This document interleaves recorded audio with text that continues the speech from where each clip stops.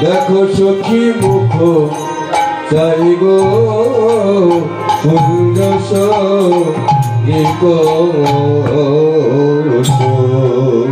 चलो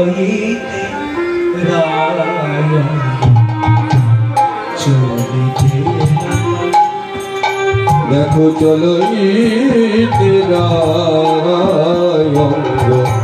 ध्वनि आमार चलिते ना पारे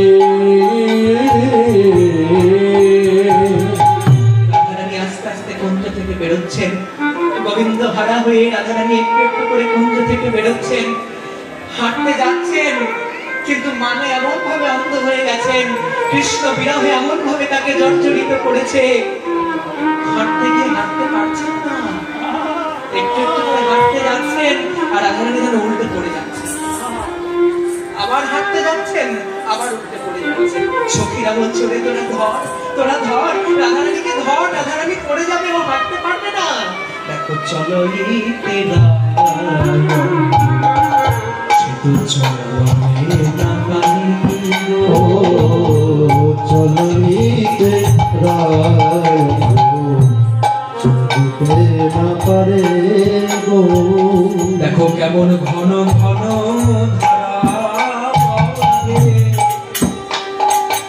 চলোই রে রায়ঙ্গ চলোই না পারি, দেখো কেমন নয়নে বহে কেমন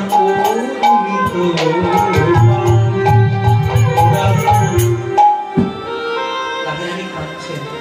সখীদের কাছে থেকে রাধারানী যখন কৃষ্ণ কথা শুনতে পেয়েছেন, হা কৃষ্ণ হা কৃষ্ণ কৃষ্ণ নাম বলতে যাচ্ছেন, একবার করে দীর্ঘ নিঃশ্বাস। আর ওই যে দীর্ঘ নিঃশ্বাস পড়ছে, বলে দীর্ঘ নিঃশ্বাস নয়, যেন আগুন জ্বলছে, আগুন। একবার কৃষ্ণ নাম বলতে গিয়ে দীর্ঘ নিঃশ্বাস পড়ছে, বলে দীর্ঘ নিঃশ্বাস নয়, যেন আগুনের মতো বেরিয়ে আসছে। কৃষ্ণ বিরহ। বিশ্বকবি রবীন্দ্রনাথ ঠাকুর তিনি ওই কৃষ্ণ বিরহের কথাই লিখেছিলেন রাধারানী প্রসঙ্গে, যে কৃষ্ণ বিরহটা কেমন।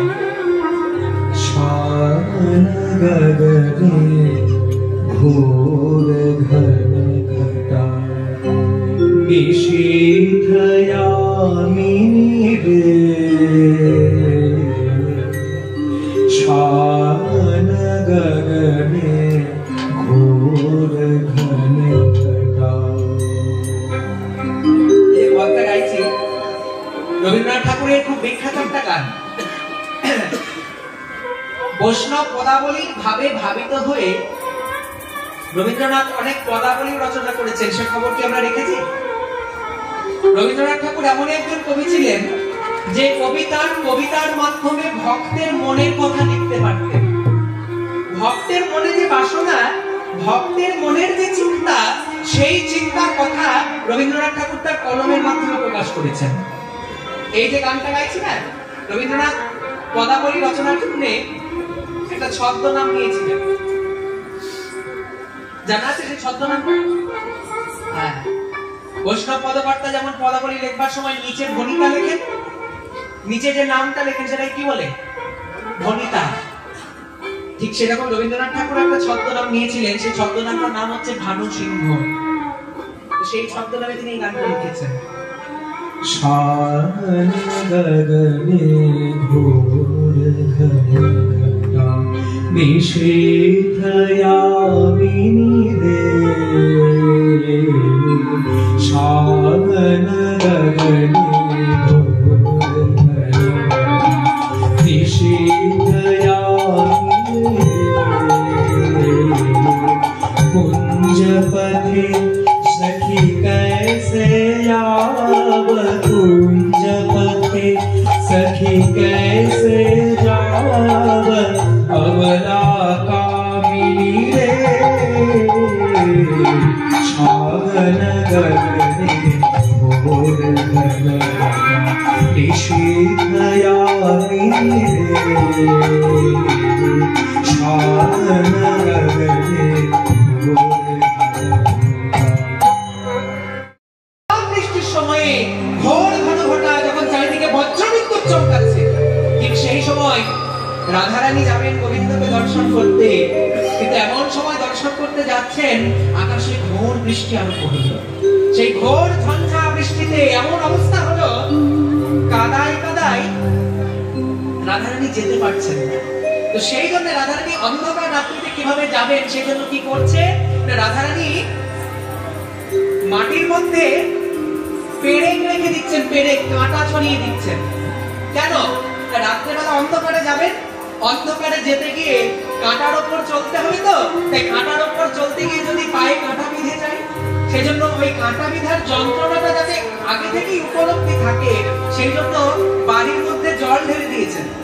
জল ঢেলে দিয়ে তার উপর কাঁটা ছড়িয়ে দিয়ে রাধারানী তার উপর হাঁটা অভ্যেস করছেন। কেন?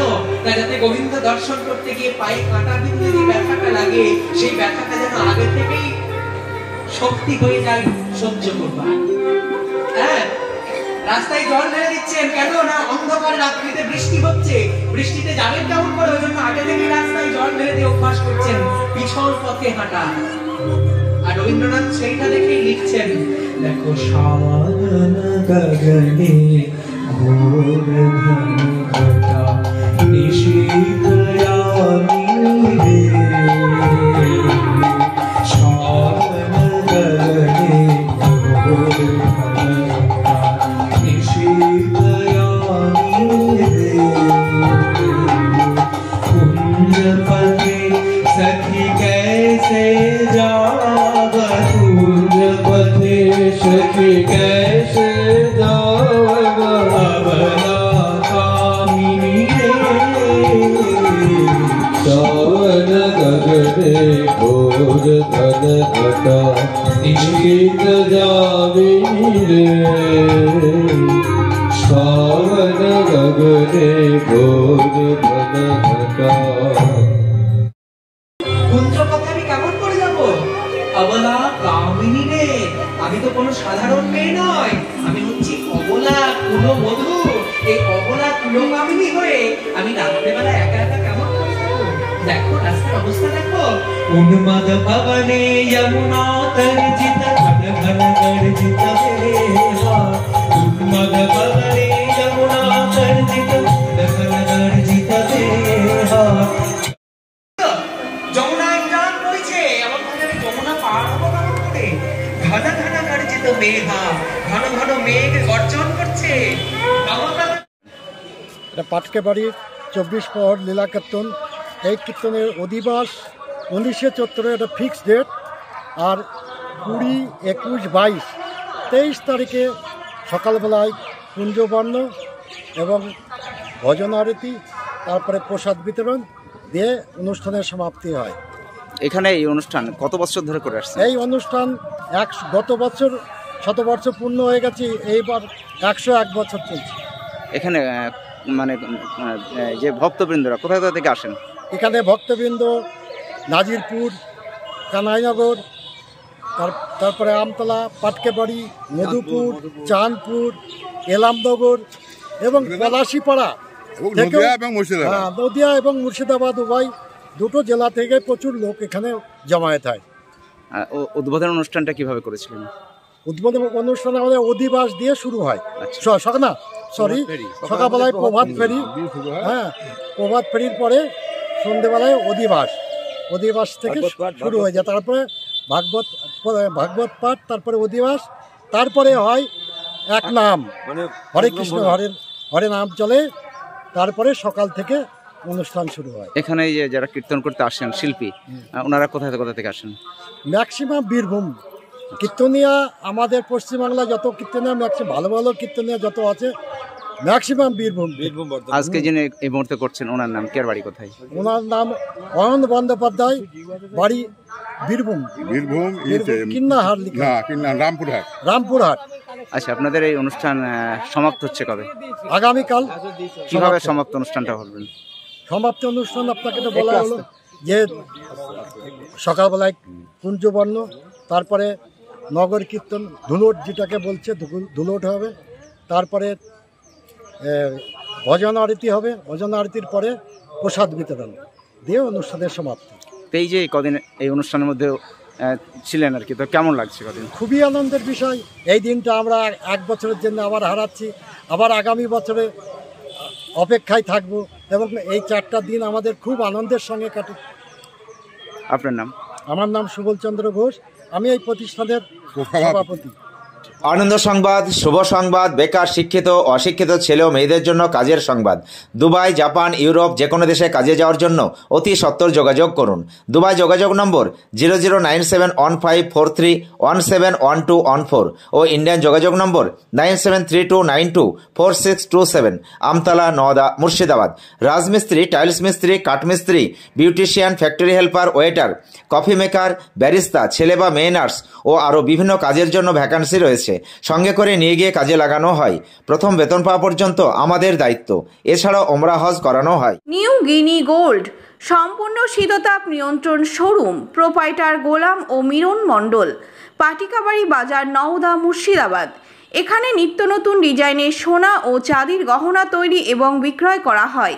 এছাড়াও এখানে কেডিএম ও হলমার্কযুক্ত সোনার গহনা নিজ হস্তে তৈরি করা হয়। বিবাহ বা যে কোনো অনুষ্ঠানে উপহার দেওয়ার জন্য গহনা সবসময় রেডি থাকে, আসলেই পেয়ে যাবেন। আমাদের ফোন নাম্বার 9647251416 অথবা 8944838035।